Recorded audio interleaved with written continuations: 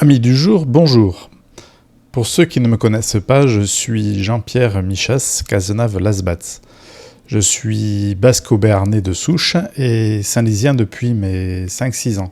Mon père travaillait à la station radio maritime. À l'époque, Saint-Lys ne comptait que 1700 habitants. J'ai fait mes études ici, à Saint-Lys, puis à Toulouse, avant de me présenter au concours de pilote de chasse dans l'armée de l'air. Ensuite, j'ai fait ma carrière dans le transport aérien militaire, sur Transal, Hercule. J'ai totalisé 7500 heures de vol dans une centaine de pays. J'ai terminé ma carrière à Francazal comme instructeur.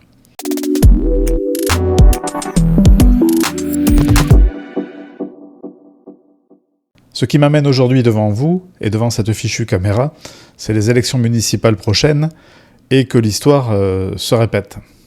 En effet, en 2016, Serge Deuillet, alors premier adjoint de Jacques Tenne, avait mené la fronde contre le maire et lui avait piqué sa place.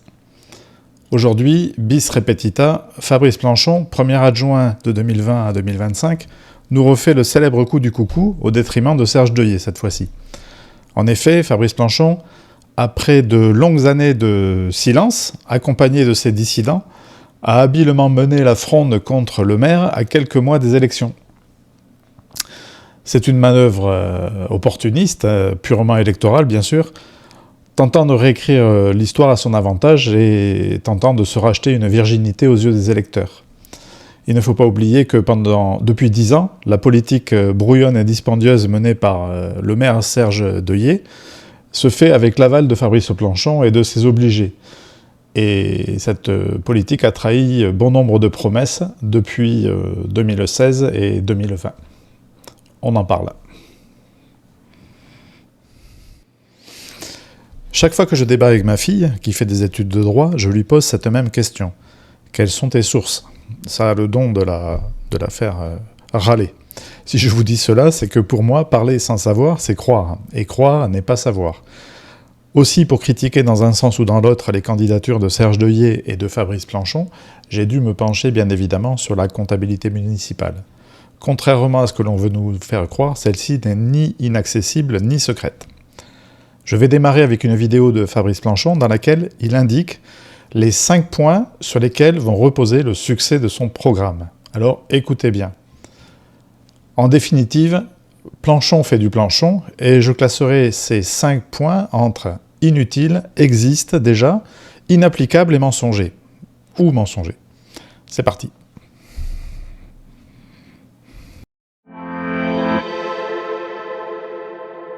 Trouver les moyens d'agir, c'est la clé d'un projet municipal. Et demain, les financements, nous le savons, seront plus difficiles à obtenir. Mais augmenter les impôts n'est pas une option. À Saint-Lys, la pression fiscale est déjà très élevée. Alors nous avons fait un autre choix. Une méthode claire et réaliste en 5 points. D'abord, un service financier proactif au sein de la collectivité, renforcé par l'appui d'experts externes pour aller chercher chaque subvention, chaque euro disponible. Deuxièmement, la valorisation de notre patrimoine communal dans le cadre d'un plan construit et audacieux pour créer des ressources sans vendre notre avenir. Troisième axe, une maîtrise stricte des coûts de fonctionnement. Moins de dépenses inutiles, plus d'actions sur le terrain. Quatrièmement, une vraie coopération intercommunale pour mutualiser les moyens et financer ensemble. Dernier point, des partenariats bancaires responsables pour investir sur le long terme sans fragiliser la commune et bâtir un véritable plan pluriannuel d'investissement. Pas d'augmentation des impôts, mais une gestion moderne, rigoureuse et ambitieuse pour financer l'avenir de notre commune. Alors, vous avez entendu les 5 points clés qui vont conditionner l'avenir de Saint-Lys. Je ne sais pas si vous êtes convaincus, mais moi, pas du tout. Nous sommes typiquement devant un discours électoraliste et technocratique, plein de phrases creuses et de mots convenus, destinés surtout à ne pas parler ni de la réalité ni du bilan. Je rappelle encore une fois que M. Planchon, accompagné de Mme Laye, Goupil, Ferrer et des messieurs Jousse et Sanchez, ont soutenu le maire Serge Deuillet en votant année après année en faveur de sa politique. M. Planchon, aujourd'hui, est prisonnier de ses 10 années de bilan commun. Il tente, à mon avis, maladroitement de contourner l'obstacle, et il n'est pas convaincant, et ses mesures encore moins. Une phrase qui est typique du discours techno, c'est des partenariats bancaires responsables pour investir sur le long terme sans fragiliser la commune. Si quelqu'un a le sens, qu'il me le fasse savoir. C'est vraiment un ensemble de gadgets mis bout à bout, sans réelle vision, sans réelles intentions. Un rubric-à-brac. À la fin de cette vidéo, vous trouverez en langage clair une explication sous forme de schéma sur le budget communal et sur les différents bras de levier disponibles. Je vais commencer par écarter la vraie coopération communale, qui est selon moi une vraie tarte à la crème. On se demande si M. Planchon était à la mairie pendant toutes ces années. Alors, pour vous montrer à quel point il existe une déconnexion entre le discours électoraliste et la réalité, c'est que Fabrice Planchon, par exemple, vend une vraie coopération intercommunale, mais il oublie que celle-ci existe, ou plutôt il pense que vous ne savez pas, donc voilà, il met le point en avant, mais depuis la décentralisation qui a plus d'une quarantaine d'années, depuis les communautés de communes, nous sommes parfaitement équipés en outils de collaboration. Bon, évidemment, il y a des choses à améliorer, mais bon, c'est une autre histoire. Donc, au titre de la collaboration, nous avons déjà le Muretin Agglo qui regroupe 26 communes, dont Fonsorbe, Saint-Lys, Seyss, Muret, etc. C'est une communauté d'agglomération qui propose donc un développement territorial. Par exemple, ici vous avez la convention territoriale globale qui parle de social, un projet social. Ici vous avez le programme d'action du Muretin Agglo avec des fiches d'action. On va prendre ça au hasard. Par exemple ici, construire des bâtiments communaux à énergie positive. Une autre au hasard, accompagner les bailleurs sociaux dans leur politique de performance énergétique. Une troisième, faire émerger une offre de location de voitures de proximité et des solutions d'autopartage. Explorer la faisabilité et la pertinence d'offres de scooters et vélos en libre service. Donc vous voyez, bon, il y a comme ça un recueil de fiches d'action. Vous avez ici un projet de développement de territoire au niveau éducatif. Vous avez ici un contrat de relance et de transition écologique, toujours avec le Muretin Agglo.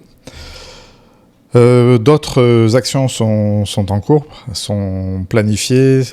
Et voilà, je ne sais pas de quoi parle Fabrice Planchon quand il parle de vraie coopération intercommunale. Les compétences de Saint-Lys sont assez limitées et beaucoup passent par des syndicats intercommunaux. Au premier titre, vous avez l'électricité, l'énergie plutôt, avec le SDEG, le Service public de l'énergie en Haute-Garonne, qui fédère, je pense, toutes les communes de la Haute-Garonne, il faudrait regarder. Vous avez le SIECT, le syndicat intercommunal des eaux du Coteau du Touche. Vous avez le SAGE, le syndicat, pareil, qui gère l'eau pour la Saudrune. Vous avez le réseau 31, à qui vous devez l'extension de la station d'épuration à Saint-Lys, pour tout ce qui est évacuation des eaux usées. Vous avez Tisséo, on ne présente plus. Tisséo, c'est le syndicat intercommunal de la métropole. C'est eux qui décident des lignes de bus, du métro et tout ce qui est déplacement, mobilité douce et compagnie. Moins connu, vous avez le Manéo Occitanie. Manéo, c'est le syndicat qui gère les gens du voyage. Vous avez aussi un syndicat qui s'appelle Haute-Garonne Environnement, qui gère toutes les problématiques d'environnement. Vous avez le SM Galt, c'est imprononçable, le syndicat mixte Garonne-Aussonel-Louge-Touche, dont le territoire est figuré sur cette carte. Vous avez le SDIS 31, qui est un service incendie, les pompiers en fait. Voilà, vous le voyez, en termes de coopération intercommunale, on est bien loti. Alors comme je l'ai dit, rien n'est parfait, des choses sont à améliorer, bien évidemment. Mais bon, pas la peine d'enfoncer des portes ouvertes ou de faire croire aux électeurs à des vessies et des lanternes. Concernant le muretin agglo, nous avons délégué notamment le ramassage des poubelles, tout ce qui est petite enfance aussi, les claés, tout cet univers-là. Ce dont nous avons besoin, en fait, au niveau d'une communauté d'agglomération, c'est d'avoir quelqu'un qui soit, on va dire, qui sache où il veut aller, quelqu'un qui ne poursuive pas une carrière personnelle et quelqu'un qui défende les intérêts de Senlis.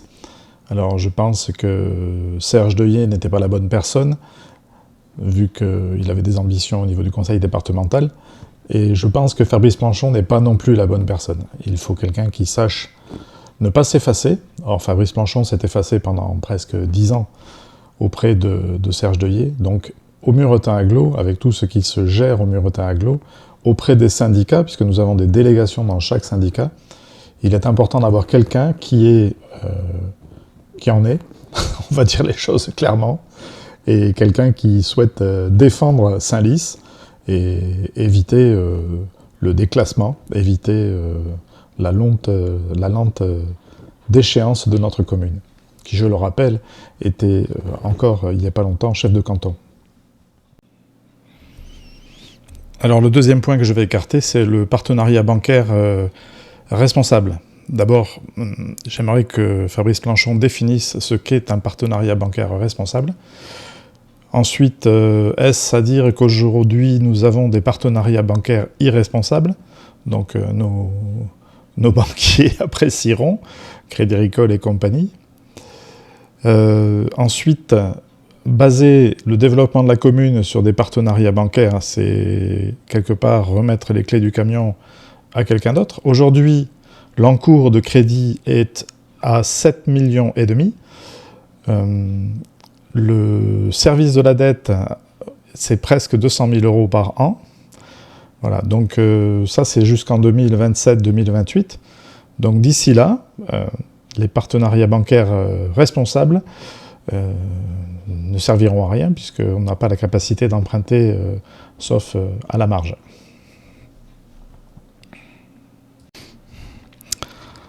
Fabrice Planchon, dans sa vidéo, parle de trouver des moyens d'agir. Il n'y a pas besoin de trouver des moyens d'agir, ces moyens d'agir existent, ils sont dans la comptabilité municipale. Ils résultent de la gestion de l'année en cours, et ils résultent aussi de la gestion qui a été menée pendant les années précédentes. Et pour vous l'expliquer, j'ai réalisé un petit schéma simple, facile à comprendre, dans un langage tout à fait accessible. Je vous propose de le regarder. Clé du budget. Donc, le budget, c'est un équilibre entre des dépenses et des sorties, et des entrées et des sorties. Donc, dans les entrées, on retrouve la masse de la taxe foncière qui représente à Senlis 5,4 millions d'euros. Ensuite, on retrouve la dotation de l'État, 2,5 millions d'euros. D'autres impôts, pour une valeur de 463 000 €. Et enfin, les produits des services, évalués à 236 000 €. C'est les locations de bâtiments, enfin voilà, différents produits que rentre la municipalité. Ensuite, dans les dépenses, dans les sorties, on retrouve les charges de personnel à hauteur de 4,1 millions d'euros. On retrouve les charges de fonctionnement à hauteur de 2,2 millions d'euros. Le service de la dette, donc les intérêts d'emprunt, qui s'élèvent à 180 000 €. La commune a un crédit, un encours de crédit qui est de 7,5 millions. Et les subventions versées, dans lesquelles on retrouve le CCAS, les associations, la MJC. Donc on retrouve ici la balance. Donc la balance, c'est les entrées 8,5 millions, les sorties 7,7 millions. Entre les deux, la différence nous donne le résultat comptable, donc qui s'élève cette année-là à 810 000 euros. C'est ce que j'appelle l'excédent, les économies, en fait ce qui va nous servir à financer les investissements. Donc quand Fabrice Planchon parle de trouver des moyens d'agir, en fait les moyens d'agir se résument à ce résultat comptable. Donc plus les charges, les dépenses sont importantes, moins le résultat comptable est important et donc moins on a la possibilité de monter des projets. Les dotations de l'État ont augmenté de 27% depuis 2016.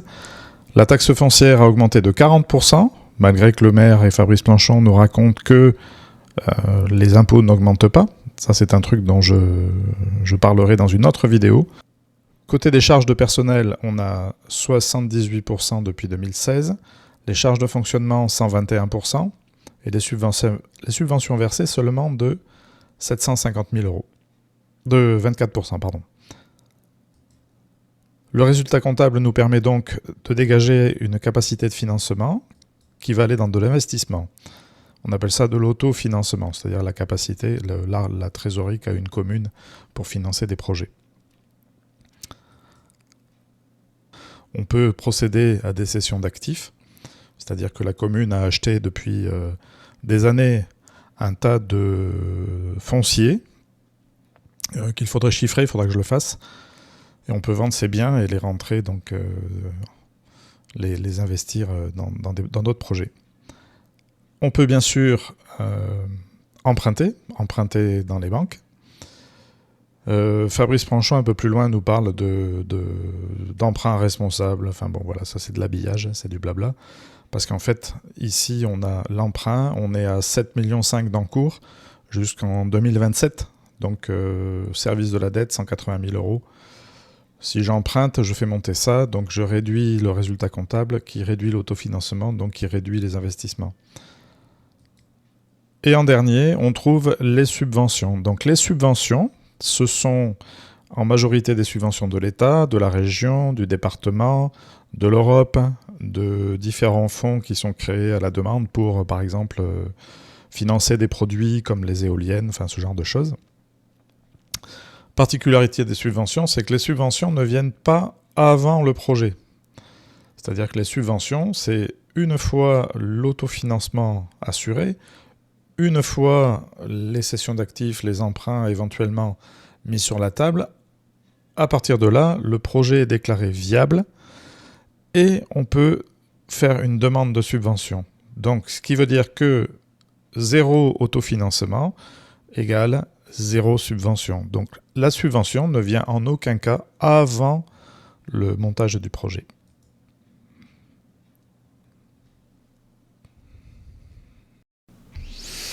Voilà, j'ai été un peu long sur cette première partie de la vidéo, mais bon, il y a des choses qu'il faut comprendre avant d'aller voter, et voilà, j'espère que je ne vous ai pas perdu en route.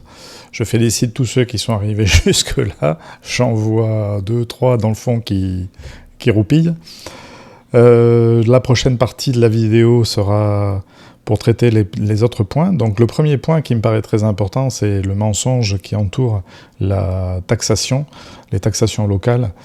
Le fait que l'on nous dise d'un côté, dans le mag et dans la presse, et dans les programmes aussi, que l'impôt ne monte pas et que l'on constate tous sur nos feuilles d'imposition que, en fait, l'impôt augmente. Voilà. Là, à ce niveau-là, il y a une tromperie. Ensuite, je parlerai des frais de personnel qui sont devenus la variable incontournable dont il faudrait parler, dont Fabrice Planchon ne parle pas, puisque bien sûr, c'est directement son bilan, son co-bilan avec Serge Deuillet, parce qu'il ne faut pas croire, hein, je parle de Fabrice Planchon beaucoup dans cette vidéo, mais bon, Fabrice Planchon, Serge Deuillet, même programme, même façon de faire, même des intérêts pour l'intérêt général. Ensuite, il y aura d'autres vidéos, je vais parler de sécurité avec les vrais chiffres du ministère de l'Intérieur. On parlera aussi, je reviendrai sur la carence et la loi SRU, sur le CEPAR. Je ferai tout un lot de vidéos sur les différentes variables du budget municipal, plus en détail, les frais de personnel, les charges de fonctionnement, voilà. Donc je vous donne rendez-vous pour la partie 2 de cette vidéo, le débriefing du plan d'action de Fabrice Planchon. Merci et à très bientôt.